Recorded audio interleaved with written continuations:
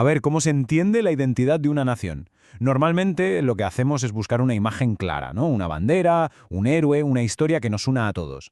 Pero, ¿y si para entender de verdad un país, en lugar de buscar esa foto perfecta, tuviéramos que aprender a mirar los trozos, los fragmentos de un espejo roto? Pues bueno, hoy vamos a usar precisamente esa metáfora, que es potentísima para analizar la identidad de Colombia.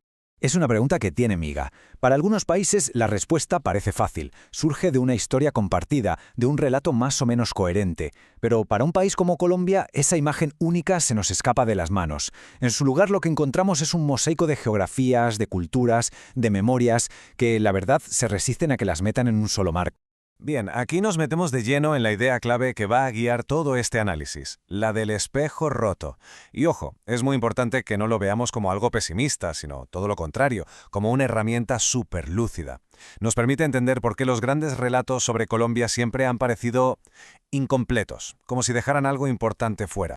Y aquí es donde la historia se pone fascinante, porque resulta que Colombia no tiene una única historia nacional, sino más bien una galería de intentos. O sea, una detrás de otra ha habido un montón de proyectos, cada uno convencido de que era el reflejo verdadero, y todos compitiendo por definir el país entero, aunque en realidad solo podían mostrar una pequeña parte. Y este es el kit de la cuestión. Cada gran movimiento histórico, da igual si era político o regional, no es que ofreciera un trozo de un espejo más grande, no. Lo que hacía era presentar su propio espejo, su propio fragmento, como si esa fuera la imagen completa y definitiva de la nación. El problema, claro, es que todos esos espejos ya venían rotos de fábrica. Y en esta tabla vemos perfectamente cómo chocaban esos reflejos. Por un lado, el proyecto liberal, que miraba un futuro moderno, y justo enfrente, el conservador, que reflejaba un pasado anclado en la tradición católica. Y luego, geográficamente, la visión andinista desde el poder central en las montañas, que era un mundo completamente aparte de la caribeñista, mucho más cosmopolita, comercial y siempre mirando hacia afuera. Cada uno era un fragmento muy potente, sí, pero incapaz de abarcar todo lo demás.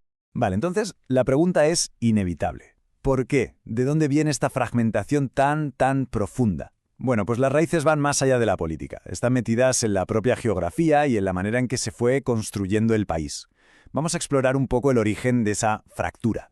A diferencia de otros países que se forjaron alrededor de un núcleo muy fuerte, que iba repartiendo una identidad común, Colombia se fue consolidando más bien como un archipiélago de regiones muy aisladas entre sí. Esa falta de un relato central, de algo que actuara como pegamento simbólico, no solo permitió que las identidades regionales sobrevivieran, sino que se convirtieran en los verdaderos centros de poder y de identidad. Y esta lista lo ilustra de maravilla. Esos mundos que existen en paralelo.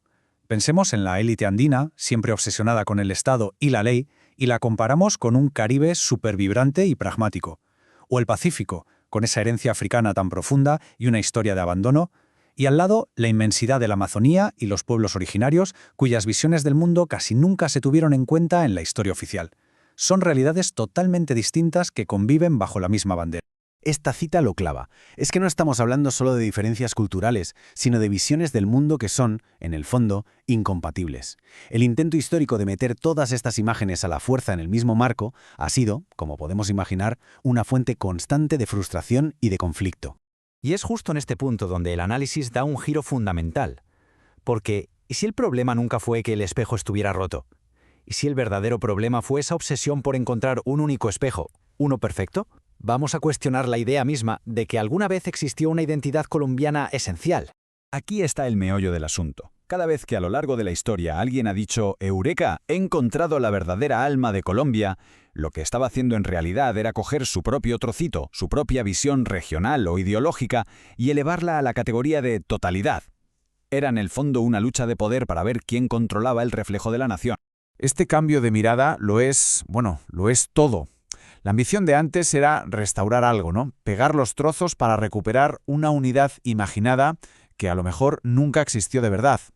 La nueva perspectiva, que es mucho más potente, nos invita a otra cosa, a dejar el pegamento a un lado y en su lugar aprender a leer la complejidad y la belleza que surgen precisamente de la composición de todos esos fragmentos.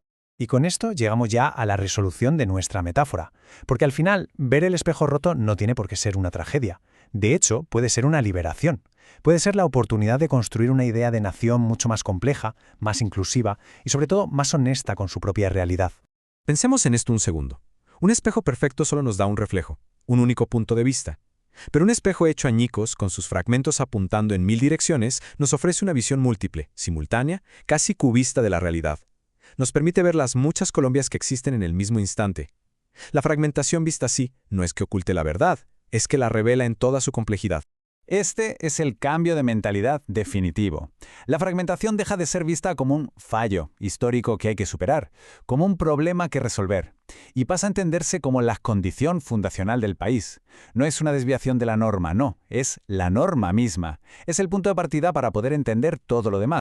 Entonces, ¿esto en la práctica cómo se come? Pues mira, primero, significa que el objetivo ya no es que todo el mundo sea igual, sino crear espacios donde las distintas partes puedan hablar y conectarse. Segundo, implica hacer el esfuerzo de entender el país no desde un supuesto centro, sino desde todas sus periferias, desde todos sus bordes. Y por último, aprender a celebrar esa complejidad como una riqueza enorme, en lugar de lamentarla como si fuera un problema. Y esta es la gran conclusión. Toda esa energía histórica que se ha invertido en intentar restaurar un espejo único idealizado se puede redirigir a una tarea mucho más creativa, mucho más enriquecedora, la de descifrar, comprender y valorar la imagen alucinante que emerge del mosaico de todos sus fragmentos. Y cerramos con esta idea, para darle vueltas. Quizás la identidad colombiana no es algo que se rompió por el camino o que se perdió. Quizás la identidad es precisamente eso, la coexistencia, a veces tensa, a veces vibrante, pero siempre compleja, de todas sus partes. Una identidad que no se encuentra en una sola imagen, sino en la resonancia de todos esos reflejos rotos.